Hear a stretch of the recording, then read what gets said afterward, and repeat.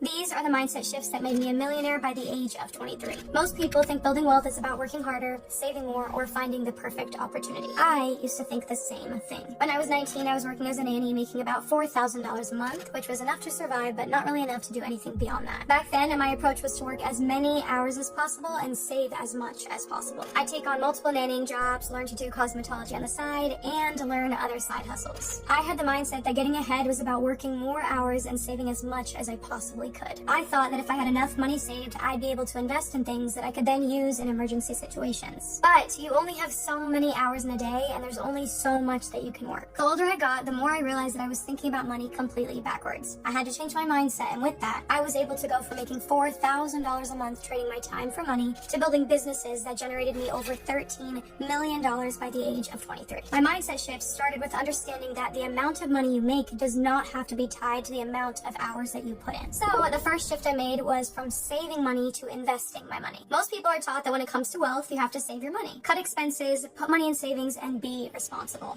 I was doing this too. When I finally took the risk to start my first Airbnb at the age of 19, I used my personal savings that I had from working and my personal credit card. The startup was about $8,000 to $12,000. I can't remember. It was literally 4 years ago. But my first month, I made a little over $3,000 from that property. Although this was only my revenue and not my profit, it's crazy to think that that number was almost what I was making as a nanny, working full-time 8 hours a day. By month 3, my very first property made $6,000 in revenue, which was like $4,000 in profit. That's when I learned something huge. When you have something that generates income without clocking into work for it, your mindset really starts to change. Our Airbnb was generating income, and yes, it did still take some time. We had to coordinate with our cleaners, respond to messages, sometimes restock, but that didn't take more than a few hours per week. That's nowhere near what I was spending on my full-time job. That's when it hit me. Wealthy people don't save their way to wealth. They invest to get there. Every dollar I spent building my Airbnb business was making me more than every dollar I was saving working as a nanny. Instead of asking myself, how can I save this money? I started asking myself, how can I invest this to make even more money? But here's where most people mess up when they start seeing success with their very first investment. They think they figured it out, so they do what I did next. The second shift I had to make went from working harder to working the numbers. When my Airbnb business started seeing success and I was profiting from my first property, I figured the more hours I put in, the more I'll make. But then I realized that it wasn't about the hours, it was about the number of properties. If my first Airbnb was making $5,000 per month on average, I just had to multiply that. With 10 Airbnbs, that would be $50,000 per month. Within the first 6 months of starting, I was generating 5 figures a month just from my Airbnb business. And the more Airbnbs we got, the more money we made. So Bryson and I picked our roles. Bryson was great at researching, running numbers, looking at market competition. I was great at design, setup, staging. Together, we were able to build a portfolio of 11 properties in our first year, making up to $60,000 per month. Literally 1 year after starting, May of 2022, I think we made like $58,000 that month just from our 11 properties. Even though the revenue wasn't all profit, it's more than we had ever made in the past, and that was enough to push us to continue going. The first few months of having 11 properties, things were going pretty well. It was definitely a learning curve, but it was still only a few hours per day managing. We just had to make sure that our teams were doing what they were doing. Cleaning was huge, but we ran into some issues with the landlord we were working with. The landlord that allowed us to go from 8 properties to 11 properties, we got 4 properties off him, 3 in the front, 1 in the back. The issue was that there was frat boys living in the front, and this led to so many issues that we couldn't foresee. The frat boys were causing bad reviews in the back house, and then when they finally moved out, the landlord didn't even fix so many of the issues that they caused. This led to negative reviews that started impacting our business, and eventually we had to downsize our portfolio by ending those leases. We started off really great, but we did have to backtrack a little to figure out what we were doing correct, but also areas that we needed to learn from and do better. Having 1, 2, or 3 properties is super easy to manage, but the more properties you get, the harder it is to continue managing them. It takes more coordination to keep the properties going, to keep them in great condition, to keep them clean, and to keep the guests happy. Also, the bigger our portfolio, the more work our team members had on their plate, which meant more compensation, which led to lower profit margins. Sometimes it felt like we were generating so much money, but there wasn't always that much profit left over. Now, don't get me wrong, we were definitely making more than we ever had with any job. I was able to quit working as a nanny.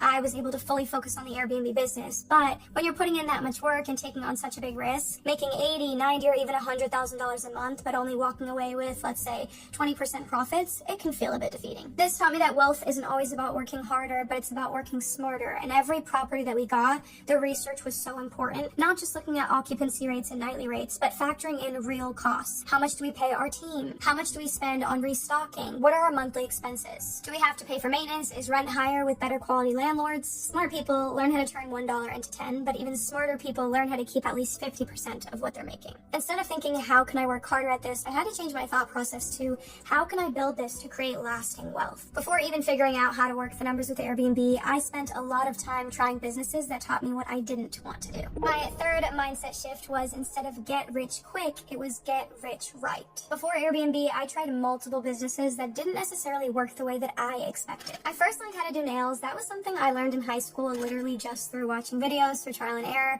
I went to Walmart and bought a kiss set. I practiced on mannequin hands. I built up a clientele of people at school. I created an Instagram page. I had never even been to a professional nail salon, and I was just learning through trying it out. The thing about doing nails was, it was amazing because it was a side hustle that I could do before, after work, and during my free time, but it was physically exhausting. Sometimes it took me 2 to 3 hours to make $80 to $100, so it didn't give me the time freedom that I wanted. After cosmetology, I spent months learning how to trade stock options. I tried learning so many different strategies to see what I could be most consistent with. There were days where I was consistently making money, but then there were also days where I stayed in a trade too long. I didn't want to lose the money, so I tried to hold even longer, and I ended up losing hundreds or even thousands. I truly do believe that I could have been successful if I would have stuck with it, but when my bosses decided to relocate, I had to decide what I was going to spend my effort on. I tried dropshipping and learned from Scott Hilsey's simplified dropshipping course. I will say I gained a lot of valuable skills from that. I learned how to create a Shopify store. I learned how to run ads. I learned how to search and see what's a viral product. Still, it was tough to find a winning product that would make me the kind of income that I was looking for. This was before I was big on social media or before I was ever really posting. When I found Airbnb, it was scary just like the other ventures that I had tried, but it felt different because it felt backed by research, and I really felt like if I find properties that show projected profits, all I have to do is scale, continue reaching out to landlords. There will be plenty that say no, but there will also be tons of landlords that say yes along the way. And if I just keep reaching out and get properties that show good numbers, I look at my competition, I make my amenities just as good as theirs, I make my property look nice,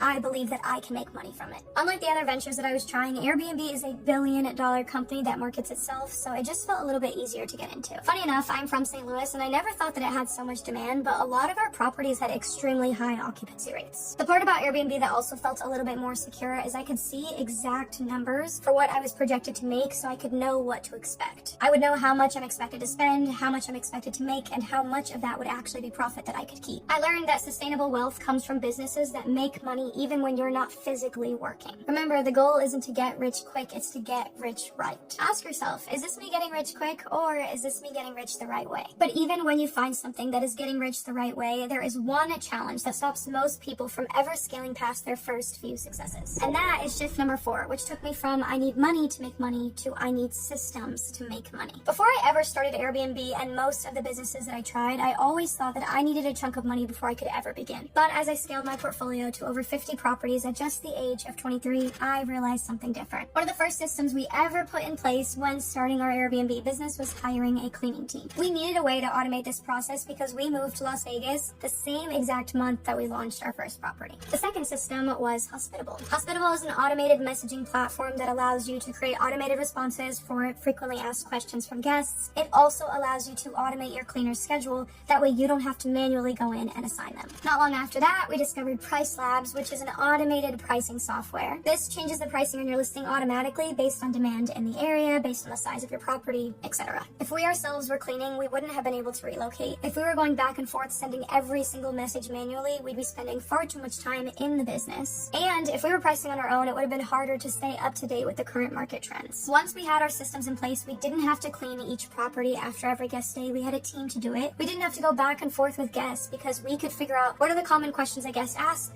Let's make an automated message for it so it can automatically respond. Even when it comes to pricing, that saved us so much time because prices literally fluctuate daily, and going in and changing them, especially when you start scaling, takes far too much time. This specifically applies to my Airbnb business, but with every business you need systems. Without systems, we never would have been able to scale our portfolio to 50 properties, and we never would have been able to manage remotely. I learned that you don't need money to make money, you need systems to make money. The right systems let you scale without scaling your time, and for those who feel like money is an obstacle, there's business funding. Business funding can allow you to start or scale a business without having the cash sitting in your savings account. Once you start the business, you should ask yourself, how can I build this to work without me? About 5 years ago, Bryson gave me the Your Wish is Your Command tapes, and I started reading self-help books. Most of my life, I've never been a big reader. In middle school, I read some fictional books, but I've never been big on the nonfiction books. Not because I wasn't interested in them, but because I never really learned about them, and they just seemed boring looking in from an outside perspective. Little did I know, listening to those tapes all those years ago and reading those books is literally what got me out of the scarcity mindset, which is what I needed to actually move forward. For me, it wasn't about whether one property was enough or not. It was all the goals that I had, all the things that I wanted to do for myself, for the people I loved, and for the people I wanted to help. It was truly about creating a good impact and getting myself and my family to a better place. I didn't want them struggling anymore. I want to build a masjid in my community.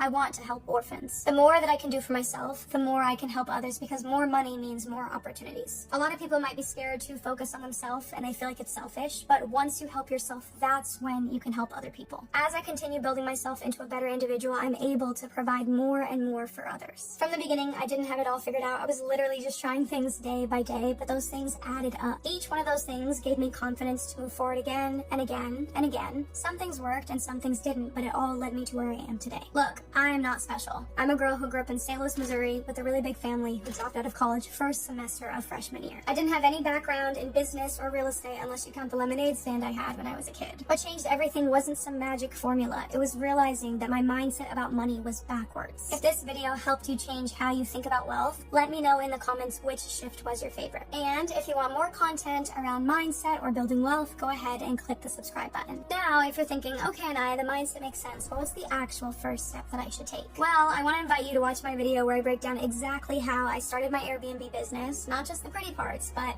the real numbers, the mistakes I made, and everything in between. The video shows you why this business model works, even if you're starting with almost nothing, just like I did. It's a video I wish I could have watched before I started. You can watch the video here. Stay tuned for my next video, and I'll see you guys around. Thank you so much for watching. Bye!